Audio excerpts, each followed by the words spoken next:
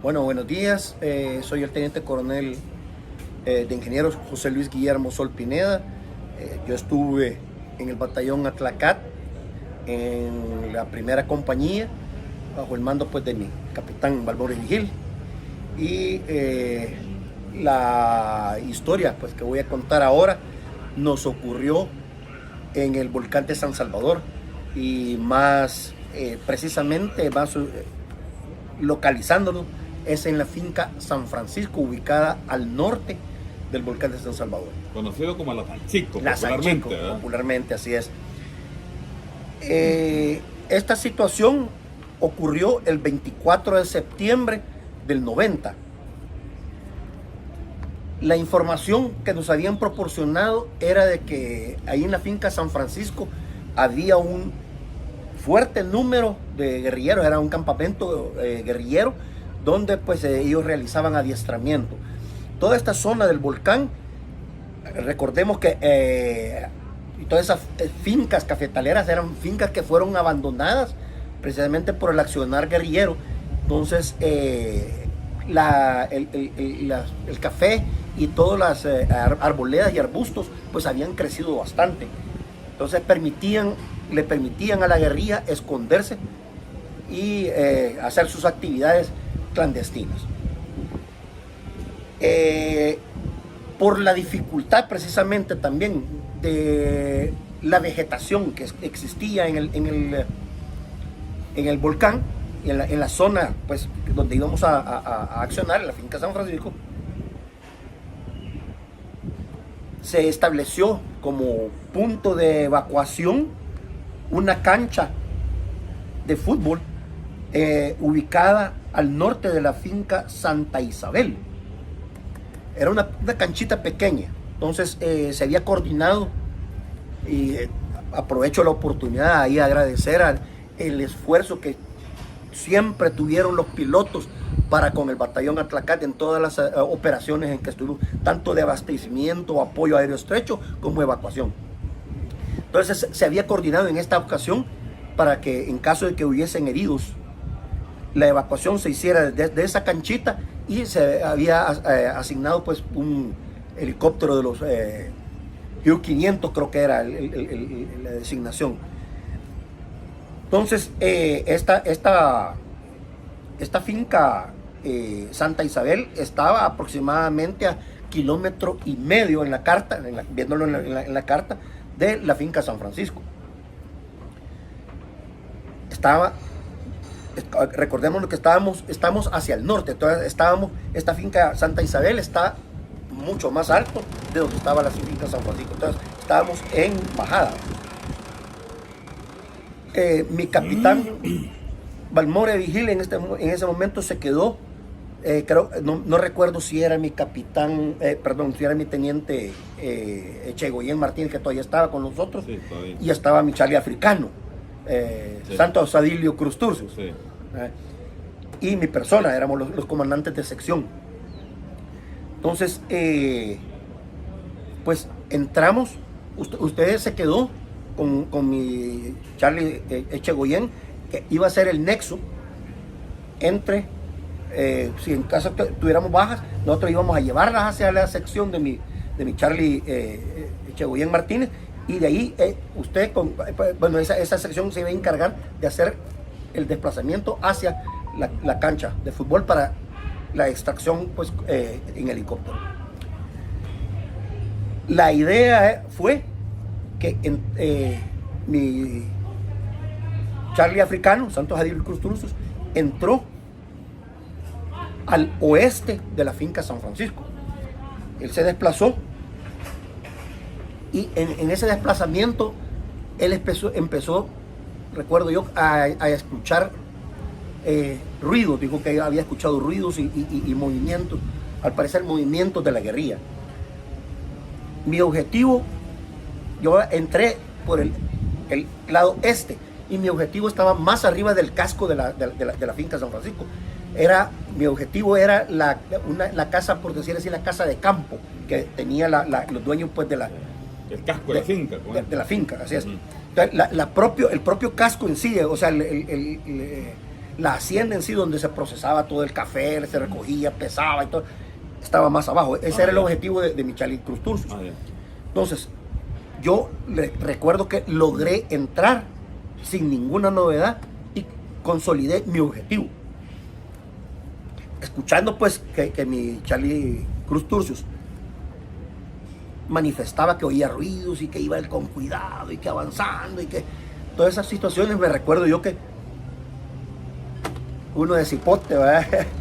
Nuevamente cito a nuestro querido Aniceto, que uno de cipote es tonto y que cree que la vida es cola de robo. Sí. Yo ansioso de combatir, ¿verdad?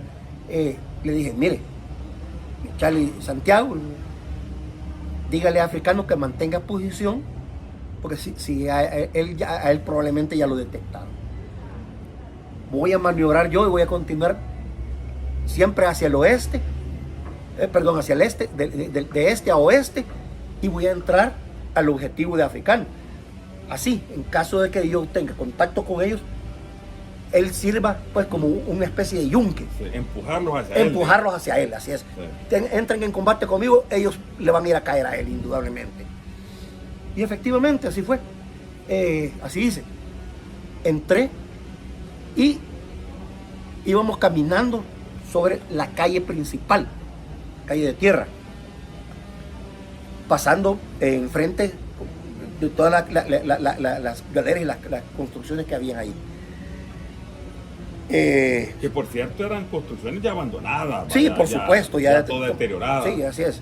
Entonces,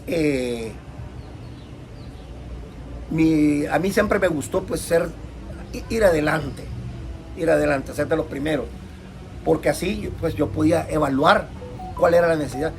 Entonces yo llevaba mis 3 antenas al frente, mis 3 exploradores. Venía su sargento, después venía yo.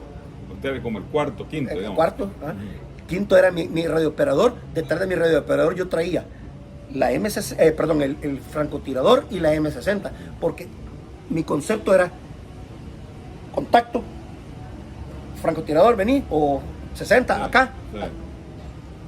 Apoyar acá, hacer esto.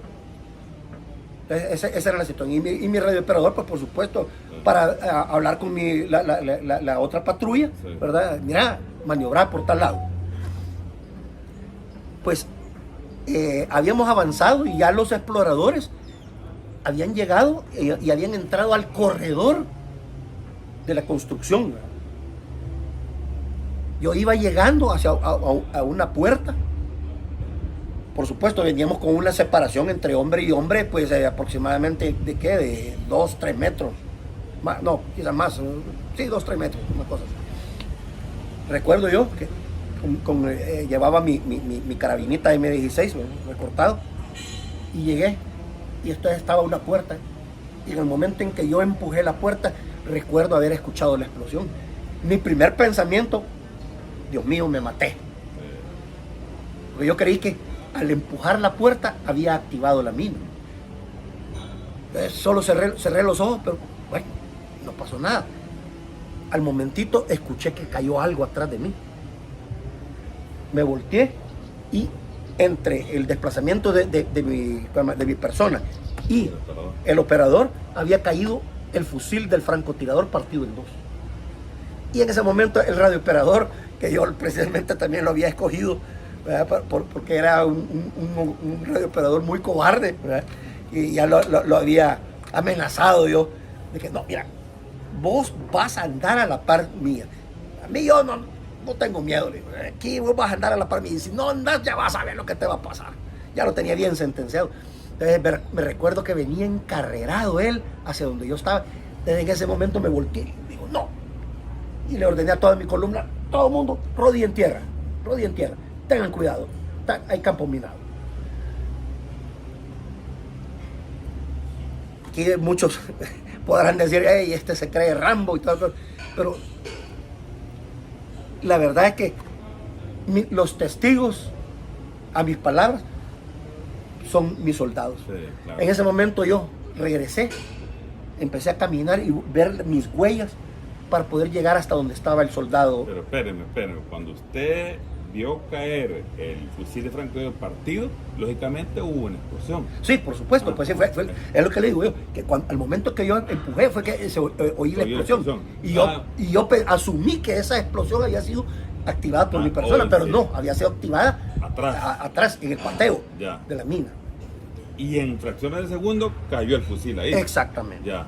Entonces cuando yo regresé, logré llegar hasta donde estaba el soldado. Estaba él amputado arriba de la rodilla. Las dos piernas. Las dos piernas, ambas piernas. Y aproximadamente quizás 10, 15 centímetros de puro hueso nada más. De ahí lo demás era hilacha de carne, ¿verdad? Había perdido los testículos, el pene, todo estaba completamente dañado. El foso que había creado la mina, bueno, era un quizá un radio de fácilmente 50 centímetros de radio, casi un metro de diámetro. Sí, casi un metro. Y de profundidad quizás un tanto así. Medio metro. ¿No? Medio metro, así es. Sí, era una mina enorme.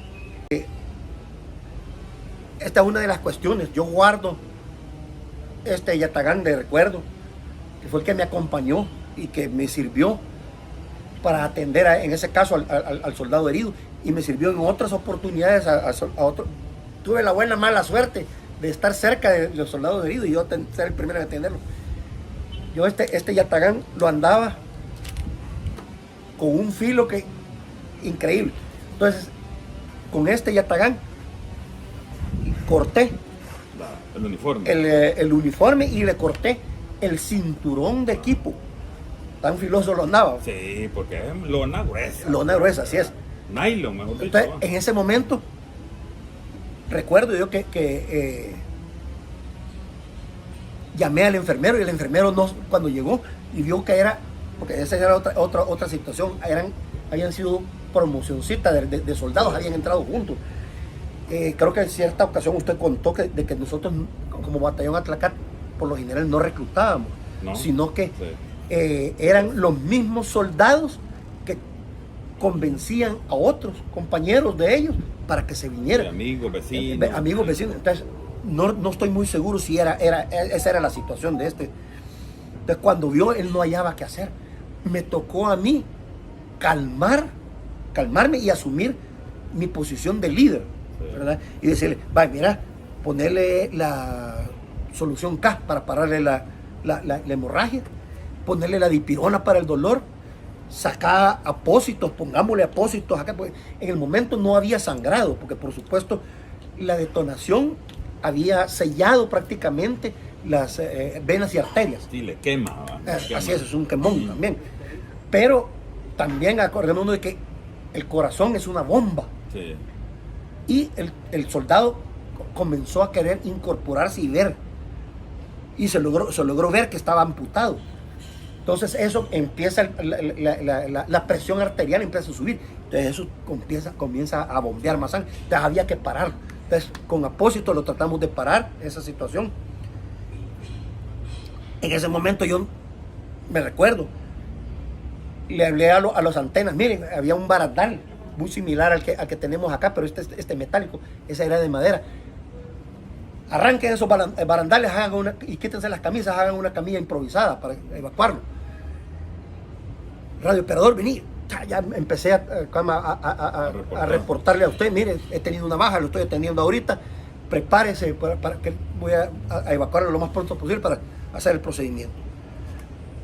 Siempre también esa es una cosa que me gustó de su persona, que estaba uno en combate y le preguntaba a uno muchas veces, hey, novedades, estoy desarrollando la situación. Y ya con eso usted sabía que cuando teníamos chance, nosotros ya reportábamos, mire, tengo bajas, hoy hice tantas bajas, etcétera, etcétera, ¿verdad? Entonces, me dejó desarrollar usted la situación, atendimos al soldado. Difícil, son momentos difíciles que pasan, y se lo digo, son una de las cosas que llevo yo aquí adentro.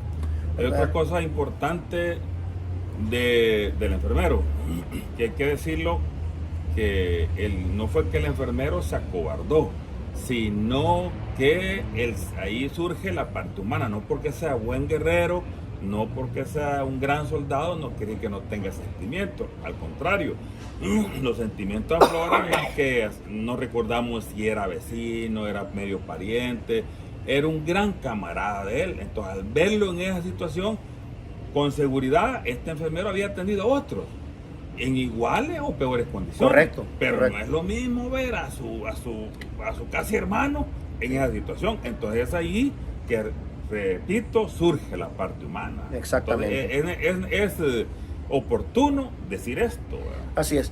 Y eso se va a recalcar más, lo voy a recalcar más adelante, porque lo hace un soldado Sí. y lo hice yo también. Sí. ¿Por qué? Porque le voy a contar esto también, viene esa parte humana, porque recuerdo, el soldado se quería incorporar y yo, no, quédate, no te mires. Porque sí, definitivamente, era una situación triste, como les digo, verse amputado de sus testículos, de sus partes nobles, como decimos, Sí. ¿verdad? Y de sus dos piernas. Y recuerdo yo que el soldado me dice, no, Charlie, mejor pégueme un tiro. Pégueme un tiro.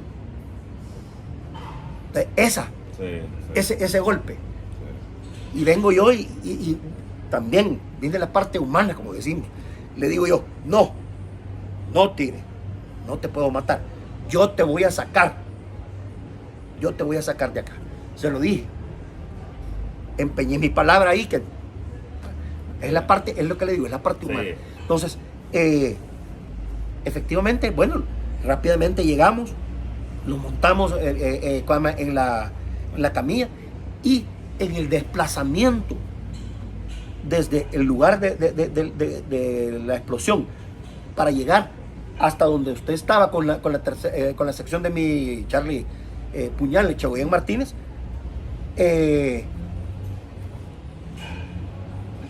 y por eso que hice también la observación al principio de que había crecido el cafetal y se había cerrado, era algo tupido. Nuevamente cometí el grave error de ir adelante. Yo me eché el fusil a la espalda, terciado a la espalda, y con el yatagán iba cortando las ramas que estorbaban al paso de la camilla, sin decir que podían haber estado ahí los guerrilleros ya alertados por la explosión, haberme emboscado, sin decir habían más minas. Sí. O de famosas las minas que O las minas de jalón, las sí, probó, sí. de pita, Sí. ya sea de pateo o de jalón. Entonces, la cuestión es que mi premura era que yo había empeñado mi palabra en el soldado y decirle que lo iba a sacar. Sí. Y lo que más, algo más que fue más doloroso para mí, fue el hecho de que me dijo, mire mi Charlie, ¿sabe qué? Mira? Yo le estoy pidiendo que me mate, ¿por qué? Porque yo sé que ya no voy a ver a mi hija. Entre los pedazos después, porque Sí. también uno pues recoge la documentación. En el pantalón ahí estaba la cartera de él, y dentro de la cartera estaba la foto de la niña. Era una niñita de 3, 4 años. Entonces, todo eso, como le digo, es lo que lo afecta a uno. Sí. Entonces, yo empeñé mi palabra, Sí. vi esa foto, entonces, perdí hasta cierto punto, como le digo, el control. Ujú. Perdí, fui irresponsable para con el resto de mi sección. Ahí sí, como le digo, uno debe aceptar la responsabilidad de sus actos sin importar las consecuencias, ¿verdad? Sí. Gracias a Dios tuve de que no ocurrió nada. Cuando logramos llegar donde usted, lamentablemente, pues él había fallecido, se desangró. O sea, era prácticamente lo normal tal vez mi falta de experiencia en plasma, en la atención médica y que el enfermero se cortó y tal vez no pusimos suficientes apósitos para tratar de bloquear, porque aquí no es posible hacer un torniquete, Sí, no. más Sí. ñuquito así de piernas que le quedaba, de carne. Sí. Entonces, lamentablemente, pues él falleció ahí. Lo que pasa es que yo creo que no hubo error en la atención. Lo que pasa es que siempre el humano, a saber por qué, busca culpable. Y cuando no encontramos nosotros, nos en los demás nosotros nos echamos la culpa. Exactamente. Pero no, ya el tigre ya pues sí, ni modo, iba a morir, muy lamentable eso. Pero este soldado creo que le decían el oso, ¿verdad? No recuerdo. No recuerdo, lamentablemente no recuerdo. No recuerdo. El apodo al menos, pero no recuerdo. Por ahí algunos soldados que de la compañía van a decir quién es. Sí. Van a decir quién es. Pues también, y esa es una de las cuestiones, eso es lo triste de la guerra de minas, sí. El aspecto psicológico que tiene en el resto de soldados. Porque yo recuerdo que, bueno, ya una vez consolidada pues la ubicación, cerramos, hicimos la base de patrulla ya de compañía, donde incluíamos, como dije, la parte baja donde había sido la explosión de la mina, y el objetivo inicial que había tenido yo, que era la casa de campo. Entonces, ya las tres secciones, o sea, la compañía completa, pues cerramos ese perímetro. Con la observación que usted hizo, pues de que empezáramos a sondear. Estando en ese sondeo, el soldado Junior, excelente explorador, excelente tirador del lanzagranadas M203, se paró en una mina. Yo me imagino que debe haber sido pues de las minas así pequeñitas, porque solo le amputó lo que es el puro pie, o sea, sí. Era talonera. Sí. Pero recuerdo yo que el Junior, mi Charlie, evacúenme, por favor, evacúenme, no me quiero morir, Ya el efecto psicológico del otro soldado que se había parado en la mina, ¿verdad? Más o menos, ¿qué tanto diferencia entre uno y el otro que pateó la mina? Yo sé que es difícil, sí. El tiempo, pero sí, fíjense ya fue como al mediodía o más tarde que pateó la mina Junior, quizás. Sí, ya fue quizás después del mediodía. Que estábamos, como le digo, porque esa fue la orden, que iba a estar uno de centinela y los otros iban a estar revisando, chequeando, iban a estar sondeando donde iban a hacer las trincheras, las posiciones, porque también eso es lo que teníamos con el Atracat, ¿verdad? Que nuestra gente no se confiaba, excavaba y hacía su medio foso y ponía pues su protección para defenderse del fuego directo. De cualquier ataque, sí. Así es. Entonces, esa fue la experiencia. Luego, me acuerdo que frente a lo que es la... ¿Pero qué pasó con Junior? A él lo logramos, lo evacuamos. Justo frente a donde estaba Pero, permítame, con Junior, recuerdo que Junior quería hablar conmigo. Sí, entonces, después que usted lo calmó, que hizo un buen trabajo con eso, el enfermero también, que decía que quería hablar conmigo. Entonces tuve que ir, pues, era un soldado herido, ¿va?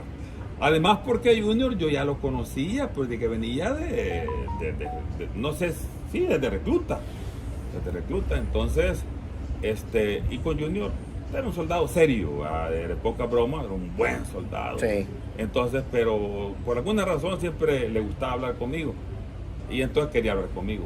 Antes de ser evacuado ya estaba ya lo habían atendido y todo, y ya, mire, mi Charlie, me dijo, ya no sirvo para nada.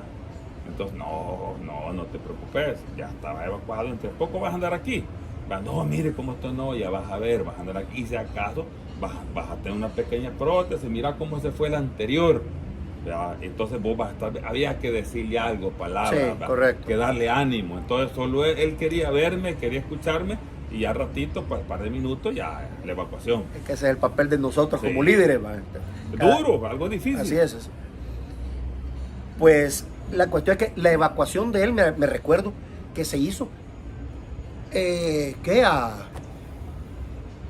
50 metros quizás de donde había sido la muerte del francotirador, que le amputó las dos piernas. Porque ahí en esa parte la calle habían dos calles que hacían una Y. Entonces ahí se abría un poquito más. Entonces, nuevamente, insisto, los pilotos hicieron un gran trabajo. Ahí logró bajar el helicóptero en Hoover, como dicen, en un descenso vertical completamente, forzando el helicóptero. Sí. porque no había mucho espacio. Me acuerdo que había una palmera y otro árbol, no recuerdo de qué era, que estaba ahí. Entonces logró bajar, montamos al Junior y ahí lo evacuaron. Muy excelente maniobra los pilotos. Exacto. Entonces, a raíz de eso. Pero antes de evacuarlo, estábamos pensando cómo botar esos árboles. Sí, ¿Se acuerdan? es que a raíz de eso fue que empezamos. Miren, la palmera no fue tanto problema, fácilmente le dimos. La cuestión era el árbol ese, que era no me recuerdo de qué era, pero era bastante grandecito y tenía sus ramas que se cubrían, se metían un poco a esa parte. Entonces queríamos despejar para que no fuera tan difícil para el helicóptero, pues, tener que forzar motores en el descenso y en el despegue, sí, ¿verdad? Entonces fue que dijimos, bueno, ese árbol, pongamos a nuestros asistentes y nosotros mismos, dijo usted, con los yataganes, vamos a estarle dando poco a poco, porque no teníamos con qué. Pero fue después de la evacuación de Junior. Exactamente, fue después de la evacuación de Junior. Entonces, fue que estábamos ahí en la zona donde le digo que estaba ese barandal que habíamos arrancado para hacer que son, ahí me imagino que usted va a anexar las fotos que están allí. Sí. Estamos en esa zona, que está la construcción y estamos señalando ahí donde fue que estaban las minas. Entonces, en ese movimiento que llegaba su asistente, llegaba el mío, llegaba el de Africano, llegaba el de Charlie Puñal, iba usted, iba yo, iba el Puñal, iba el Africano a darle, sí, a querer ir botando el árbol poco a poco. En una de esas estábamos mollejoneando ahí cerca y me acuerdo que estábamos hablando precisamente de las minas y decía yo, mire, esto es de pucha, cómo han jodido, mire, pusieron minas por allá, minas por acá, porque también ya había amanecido, y a donde precisamente yo había dormido, ese día había caído un gran tormento, había aparecido una mina, casi de almohada había tenido yo una mina. La misma corriente agua la había descubierto. La había descubierto, así es. Entonces, en eso que doy el paso y ¡pac! Una explosión. Pero estábamos todos como un círculo. Pues sí, estábamos como dicen, mollejoneando, estábamos, sí, así, estábamos los oficiales. Sí, ahí. Y algunos radiooperadores. Algunos que otros soldados ahí. Eran como unos 6, 8, prácticamente, así es. Pues entonces, en eso que fue que me paré y que ¡pac! ¡Puta! Perdón la expresión a los camaradas del canal. Eso fue 24 de septiembre del 90. Esta es la parte de abajo de una mina. Entonces yo puse aquí a las 14:20 horas fue lo que ocurrió. La mina era esta. Como ven, es un tubito bastante grandecito. Y a diferencia de la anterior, esta estaba rellena de TNT granulado.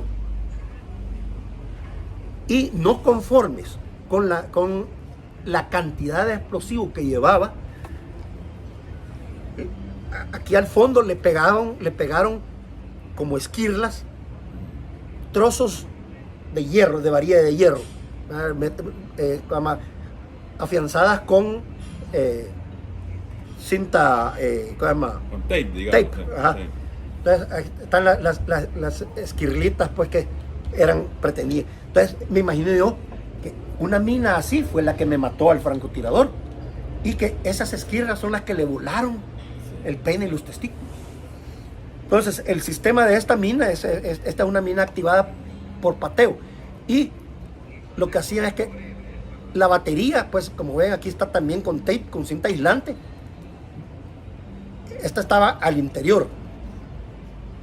El sistema es acá, pateo. Cuando uno patea, esta tapa tiene un contacto y aquí abajo esta otra tiene otra tapa con otro contacto. Entonces al patearla uno, topa los contactos, cierra y ahí explota. Aquí pueden ver cómo se apacha, digamos, ¿ves? Cuando uno lo patea, ahí sí, se un poquito apacha. más para acá, mi capitán. Ahí. Hágalo usted ahí. Okay. Ahí se apacha, ¿ves? Es ahí donde hace... Esto es totalmente artesanal. Incluso el sistema que tiene entre comillas, resorte, es un fragmento, por decirlo así, de tubo también. O sea, es un tubo de esta forma. Entonces, cuando le ponen otra tapa de estas aquí así encima, y al pararlo, hace este movimiento. Entonces, aquí tenía pues el contacto, ya sea en la punta de un tornillo de un clavo, y en la otra tapa le ponen el otro, y entonces, al patearlo, pues cierra el contacto, se cierra el circuito y hace la explosión. La suerte es que todo el sistema pues viene acá, y de aquí comienza lo que es la cápsula anaeléctrica. Ellos colocan la mina, introducen la cápsula detonante dentro de la mina y el explosivo, unen los cables. Entonces, esto lo habían dejado así. Entonces, en la pasadera que teníamos nosotros de estar moviéndonos hacia el árbol a darle duro, alguien se tropezó sin querer y sacó la cápsula detonante del interior de la mina. Entonces, cuando yo me paré, esta cápsula detonante no explotó dentro de la mina, sino que explotó afuera. Fue la detonacioncita que escuchamos. Sí. Si no, no estuviera yo aquí contando el cuento, y probablemente algunos de otros oficiales hubieran salido heridos por las posibles quiebras. Todos, y la mina es grande, ¿verdad? pues todos hubiéramos salido heridos. No sé qué tan grave, pero todos con seguridad hubiéramos salido heridos. Así es. Entonces, además, esa fue pues la suerte, como digo, pues 24 de septiembre del año 90, en la finca San Francisco, a las 14:20 horas. Pero algo importante, que estábamos, como dice usted, mollejoneando, o sea, relajeando, cuando patea la mina y vimos el humo, uno por instinto se queda congelado.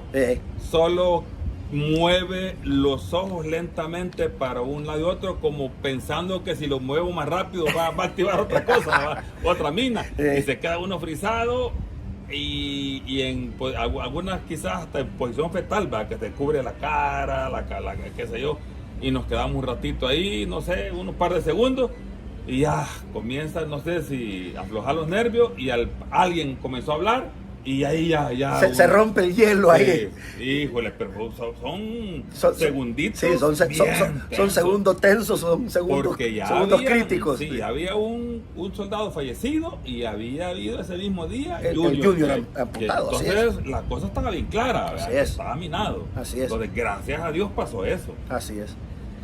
Entonces, además, esas son pues. Y decidió usted sacarla ahí como recuerdo. Sí, definitivamente, pues le saqué todo el contenido, pues lo quemé, y dije yo, voy a guardarlo. Y como ya tenía la anterior, que como dije yo, pues fue el 5 de febrero del 90, esa fue mi primera experiencia con las minas, y ya estaba el 24 de septiembre, entonces ahí las tengo pues como recuerdos vivos de lo que, cómo sobreviví a estas. Sí, gracias a Dios como nos salvamos de esa mina. Así también. Sí, fue providencial, ¿verdad? Sí, gracias a Dios un milagro más de que uno se da cuenta, ¿verdad? Exactamente, sí, porque hay tantos que no se da cuenta uno. Sí, bueno, yo recuerdo, porque después pasé de estar con usted, trabajando con usted en la sección, pues se me concedió el honor. Mi general, en ese entonces coronel Ángel Orellana, indicativo Cóndor, que comandante de la Tlacat, me nombró comandante de la sección de comandos, la Tlacat, y recuerdo en cierta oportunidad entramos en una situación, en una operación conjunta con los comandos de la primera brigada, aquí en la zona de San José Las Flores, ¿Salate siempre? No, aquí San José de las Flores, Apopa, no, Tonaca, Tepete. Entonces, el sector de Guayabal, ¿verdad? Sí, exactamente. Entonces, entramos, habían entrado los guerrilleros, y la disparación y toda la cuestión. Los logramos sacar a los babosos de ahí. A la hora de estarme revisando, uno daba su pantalón suelto, me encontré 2 agujeros de bala en la orilla así del pantalón, güey. Sí, Cosas que en el momentito, pues Sí. uno ni sabía ni cómo, ni por qué, ni nada, ¿va? sí. Entonces, así es, son cuestiones de que solo Dios con uno protegiéndolo, ¿va? Ahí narro yo en uno de mis videos también me pasó eso de cadete, que después de una emboscada, pasó la emboscada y me dijo el soldado, mire mi Charlie, me dice, me recogí el sombrero, creo. Y me dice, yo siempre daba un sombrerito. Sí, creo que el sombrero fue Sí, y miren, me dice, anduvo cerca y voy viendo que en el ala del sombrero tenía 2 pequeños agujeros ahí. Pero hasta entonces se da cuenta uno, ¿verdad? Así ¿Qué es. pasa? Pero bueno, sí, importante. Bueno, a la orden, mi capitán, aquí estamos.